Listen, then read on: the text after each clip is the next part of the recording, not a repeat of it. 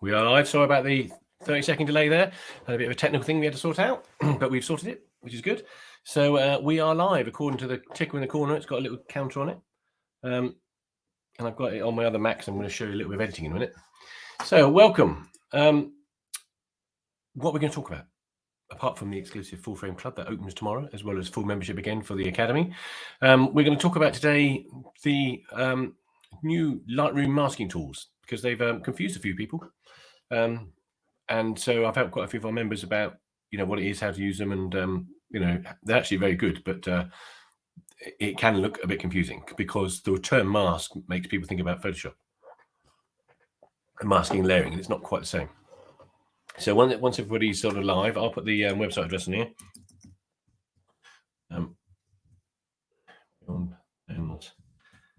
Academy. You can see it. So if anybody's interested in joining the Full Frame Club, it's going live tomorrow. Get yourself registered. So if you go to wherever these comments are, the website, click on it, and right at the top there's a little video of me talking all about it. It goes on for about 20 minutes actually, but there's a registration form. So click on that. That gives me a flavour of who you are, why you're thinking about earning more from your photography business, earning something part-time or something full-time, or starting something completely new.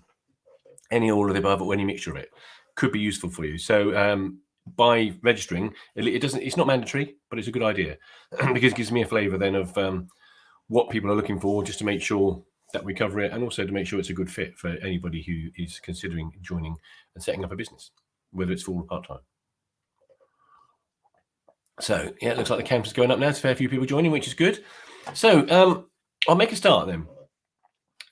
Lightroom, it's my favorite product. I'm an Adobe accredited associate. I do use Photoshop, but probably 1% of the time I use Lightroom for pretty much everything else, because Lightroom, of course, apart from being a great editing tool, is also a library management tool as well. So I organize all my photos in there and using backup hard drives like these little things here.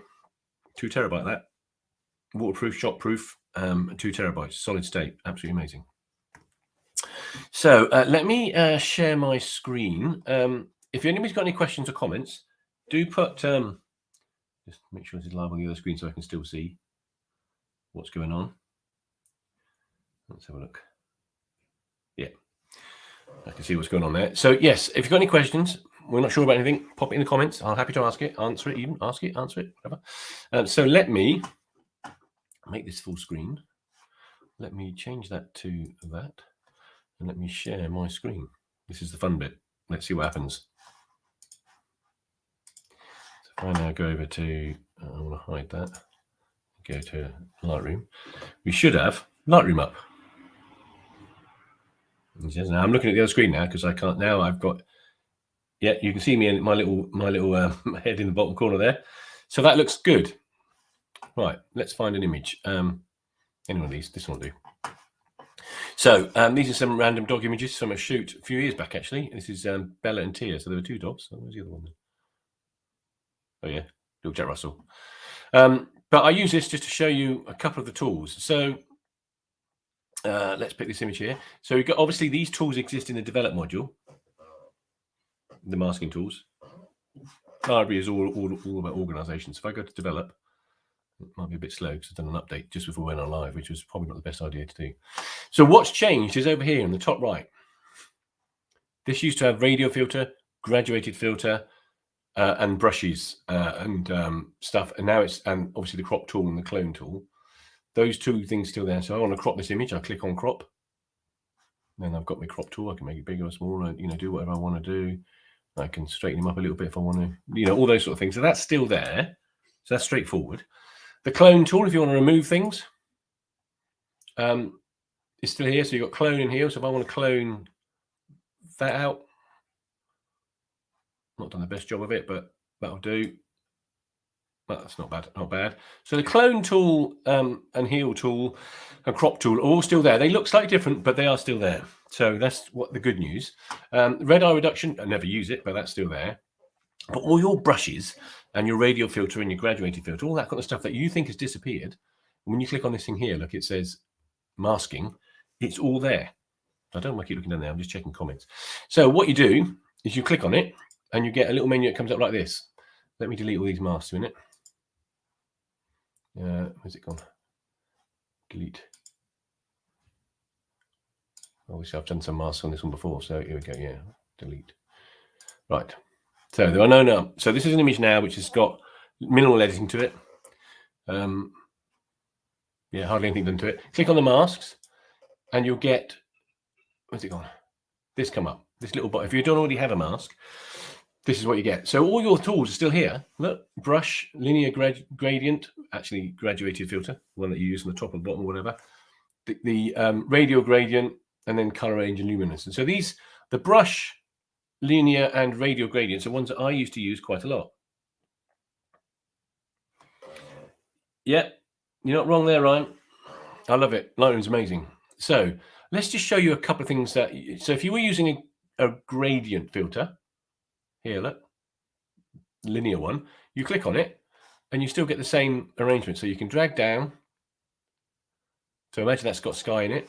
None of these sliders here are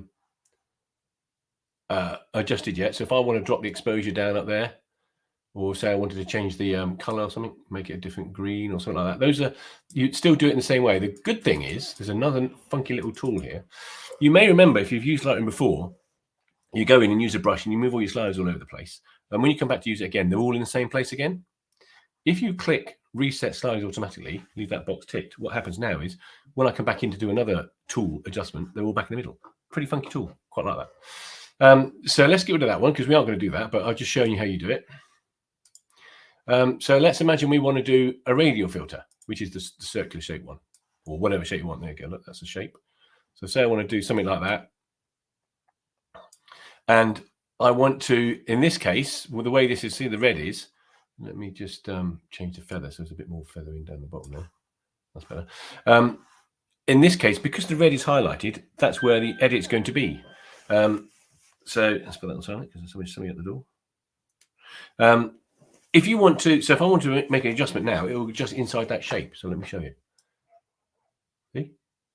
But if I want to make an adjustment outside the dog, which is typically what I tend to do, I'll click invert up here. Look, see up here, look, top right, little tiny sneaky little button. Click invert, and then I can just do a bit of that. And if I have my feather a bit more feathered, so it's a much more subtle adjustment. So if you've got the feather tool, look, no feather is literally no feather, and that's much more subtle. So you probably do something like that. And that's quite a useful tool. And it has always been there. They've just moved it in hint under mask now, you know, which is in some ways unhelpful, but because of the other couple of tools they've added, there is quite a lot of benefit to these other two tools. So let me just get rid of that a minute. So let's delete all the masks. So we've now got no masks. So, but there are two new ones, which are quite funky, very effective, and for me, speed up my edit process. Because quite often, what I'm trying to do, particularly for say a dog like this one, I'm trying to make the dog pop from the image. So I would have used the radial filter. I might have used a brush to go on the edges to make the background stand out a bit. So we've now got select subject and select sky. So if I click on select subject, it has a little think, and it goes, right, well, it appears that the subject in this image is this dog in the middle. So let's go and pick that. Let's see what it does. Takes a little while because it's quite clever. There you go. It's now selected the dog pretty accurately. But I'm going to invert that because actually I want the selection to be everything bar the dog. And now if I drop my exposure down, see, I can go all the way and make it a black sort of Andy Bigger type thing, but that's probably too far, but I can do that. I can probably increase the temperature around the edge of it a little bit and so on. So you can see now by using the masking tools what kind of effect you can have. If you wanted to do another one, click mask, create new mask, because if you've already got a mask, this pops up. So you create new mask, and I'm going to select the subject again. Because this time, for example, once the subject is selected, because it takes a while, it's very clever, is I want to increase exposure just a tad on the subject. I want to increase the texture, make him look a tad sharper. I'll warm up a little bit. There we go. Look at that. I press F. That in theory should give us a full screen image. Take a few seconds because there we go. Is that working on the other screen? It looks like it is, yeah. Apart from my little mugshot in the bottom corner there. So it's not complicated, and this is not going to be a long webinar, but you can see how much easier it is now to make some adjustments just using the the various tools. If you want to just use your brush, so if I go mask, create new mask, and I want to use a brush, here it is. So this is exactly what it used to be. You got your brush size, which I can make bigger or smaller. Let's see if I do it there. Let you see it gets bigger or smaller. And say, for example, I'm not sure, I don't know what I'd want to do on this in fairness, but say I wanted to drop the exposure down at the top here for some reason. I wouldn't want to, but there you go. There's your brush tool. Now I can move that back a bit so it's not quite so harsh. If I wanted to brush something over the dog, you get the general gist of it. It's so much easier now. The bit I like is to select subject. Now let's find an image to do the other one, which is brilliant, the sky one. I don't think I've got any sky images in this one. So now, how much in the way of sky in that? Let's have a look. Bramble and Tear, we've got any sky in that? Yeah, we have. Right, let's pick this one. Oh, look at those cute little dogs. So I would probably bring the highlights down a bit. I've not edited this, as you can see. Bring the highlights down a little bit. Bring the temperature down just a tad. A little bit too warm for my liking. But now I want to do something with the sky. So masking, select sky. Let's see what it does. So in theory, if it's as good as it is purports to be, it was, there you go, selected the sky. So now I can change the tint on the sky a bit, make it a bit bluer or whatever. I can drop the temperature, make it bluer that way. I can increase or decrease exposure, do the highlights, all that kind of stuff. Let me find another image because I do have one. I'm not sure it's on here though. Mac loop. So I'm scanning through some pictures to see if I've got one that I could show you for the Mac loop, but I don't think I have. Let's have a little look. Bear with me. Where are we? Wales. Can't see one. I'm just trying to find a nice picture with a bit of sky in it for you so I can show you some of the things you can do in the sky, but I don't think I've got one. Let's have a look. What's that? Just scanning through now. All right. I can't find the one I was trying to find, but I'll find something with a nice bit of sky in it.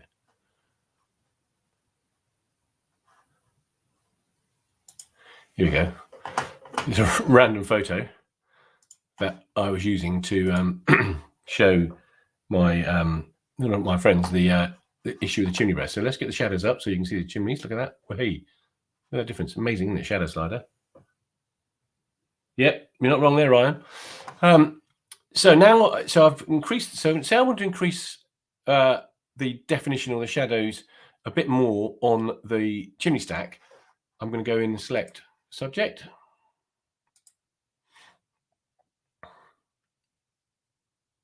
It has a little look. I'm pretty sure I'll get it. There we go.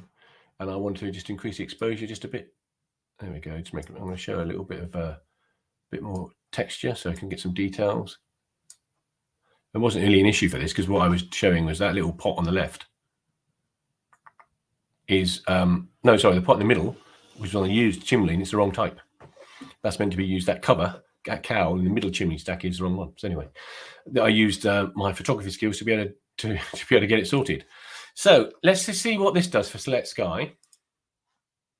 New mask, select sky. Let's see. You should do it right because the sky is pretty well defined in this. Yeah, look at that.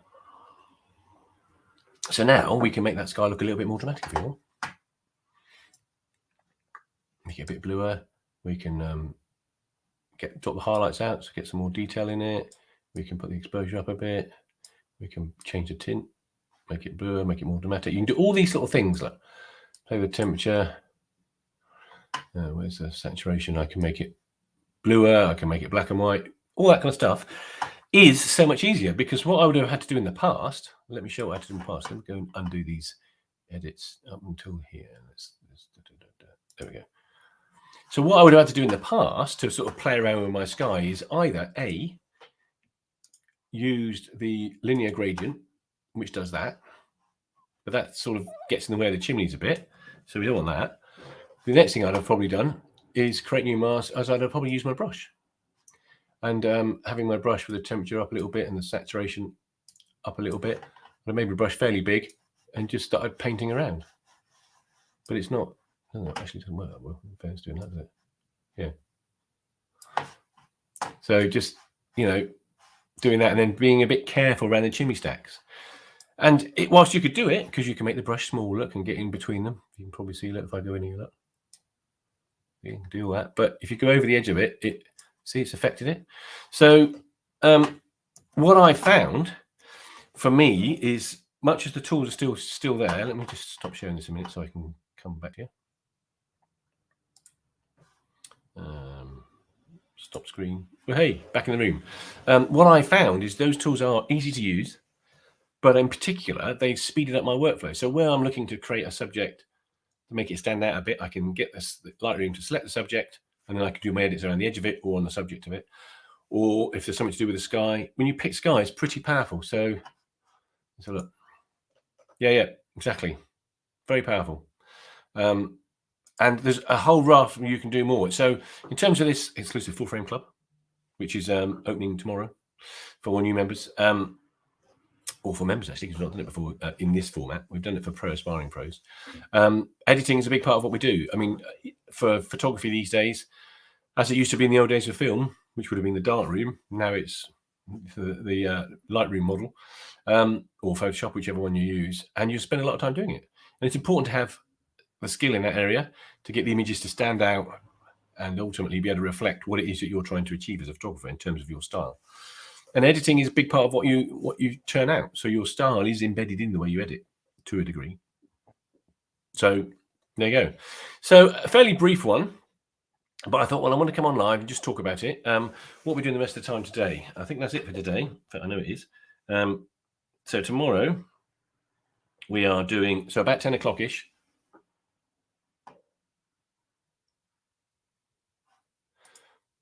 Graham, yeah, don't worry. I was just about to say, so 10 o'clock tomorrow morning, I'll come on live and just tell people all about it.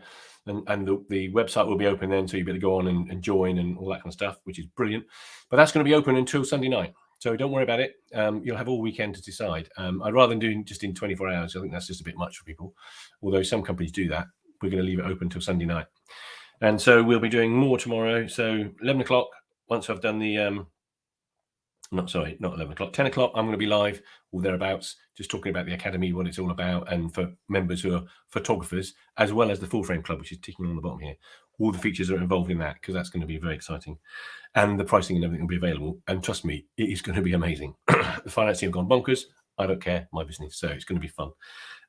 Later on in the day tomorrow, 2 o'clock, I'm going to talk about the importance of marketing your photography. Just touching on that, getting a flavor of, how that works with people, what kind of things work and what kind of things don't work. Since I set up my dog photography business, as you've probably seen, it's done rather well. And I'll share some of the things that I've done that work well for me and some of the things that haven't worked well. And then I've got what I call a masterclass. Quite like I said the term there. But basically, I thought I'd do a Facebook Live. No problem, Graham. No problem at all. In the evening. So 7 p.m. Come along. And it's called Turning Your Photography into Business. It's effectively what the Full Frame Club is all about. It's going to be, obviously, 1 hour or so session isn't going to cover everything at all. But I'll talk about all the different things that are important, the process, the steps, the issues, the things to think about, the framework, the pros and cons of certain aspects of it, what worked well, what didn't work so well, and so on. And for me, what my journey's been like, and as so I'm pretty happy with where I've ended up. So that's all good. So yeah, the other thing I can tell you, if I go to my banners, so I'm just going to flick through the stuff that's going to be in it. So I'm going to be talking more about this tomorrow. So there's going to be obviously business setup is a big part of it. We're going to be talking about the full or part-time debate. I started part-time. Well, actually started as a bit of a hobby, thinking, well, let's see if somebody wants to book me, and somebody did, and then somebody else did, and then before we knew it, thousands of people are following me. The good old pricing. We're going to talk about that in some detail. They were talking about all this tomorrow night. But a lot of it will be, this is a big part of the framework that we'll talk about in the Academy on an ongoing basis. In the Academy, in the Full Frame Club. Let's go get it right. So there'll be weekly live masterminds. Every week we'll be doing something to do with one of these steps on a group basis as well as individuals. Profit. Let's face it, it's all great fun, but if you don't make a profit, a bit pointless. So we're talking about making sure you get that. Looking at things like cost of doing business, making sure that when you finally get that £1,000 order, 1,500, 2,000, 3,000, 4,000, whatever it is that somebody buys from you, that actually what's left after you've banked it is enough to cover your costs. Because otherwise you're busy fools, and we don't want that. So a mentorship, that's kind of me. I'm going to be helping, guiding, supporting through the ups and downs, because it's a challenge. It's not the easiest thing in the world, but it's not the most complicated either. and you have good days and bad days. So I'm going to be here to sort of help you with that. But also, which I do like, accountability. So when we have a week where we say, right, okay, for example, we talk about profit. One of the most important things is understanding the cost of doing business. So all of the people in the club, I'll be saying to you, right, next week, I don't know, or in a few days' time, we're going to go live. We're going to talk about that. We want to understand. And it might be that we're doing that individually because, it's quite a sensitive thing. So sometimes I'll do those on a one-to-one basis, all of which will be part of the club. I'll be saying, right, just go away and let's look at your cost of doing business. And then I'll see you in a few days or a week and say, right, come on then, what have you done? And that's accountability, that is. There it is. It's over here. That's having somebody on your shoulder going, oh, I better get that sorted because I'm seeing Carl in a few days online and I'm supposed to sort my website out, or I'm supposed to sort my price list out, or have some idea of what I'm going to offer. Very important part of it. You need it. We all need a kick sometimes. Business strategy, that's going to be different for different people, different locations, different types of photography, full-time, part-time. So very important. Going to touch on this one tomorrow in the morning. But lead generation, it's all very well having a great plan and understanding my profit margins and all that. But if I haven't got any customers, a bit pointless. So we'll talk about that. And once you've got them, how do you manage it? What's the workflow like to be? What's the best way of dealing with that? This is an ongoing thing. So skills and equipment. What do you need? What sort of stuff do you need to do based on what kind of photography you're going to be looking at? I've touched on it today briefly. I mean, that's just a brief sort of 10, 15 minute look at a specific aspect of Lightroom, but editing, workflows for our members tomorrow, because the Academy's got full membership photography guys and girls in there. We're going to be doing that tomorrow. Editing workflow, very important. Portfolio, what are your wares? What are you demonstrating to the world? What are you showing on your Facebook page or your Instagram or even TikTok or your website or whatever? Which falls nicely into social media strategy and website creation. So that's just a few, not all of it, but that's some of the stuff that is part of the Full Frame Club. And, there's so much more to think about when it comes to setting up a business, which is why we're doing the Full Frame Club. And, have a look. If you're on, if you go to the Beyond the Lens Academy Facebook page, you'll see at the top, you might be watching this on there, but if you are, in fact, I can tell you, some of you are on, it tells me which pages you're on. There's a few on there. But yeah, go and have a look. You'll see all the reviews. I've worked with quite a few, more than a number, lots of photographers now in the last year or so since we set this academy up. Who've gone from, I quite like the idea of it, to successful, well-founded businesses earning, four-figure sums quite regularly from clients.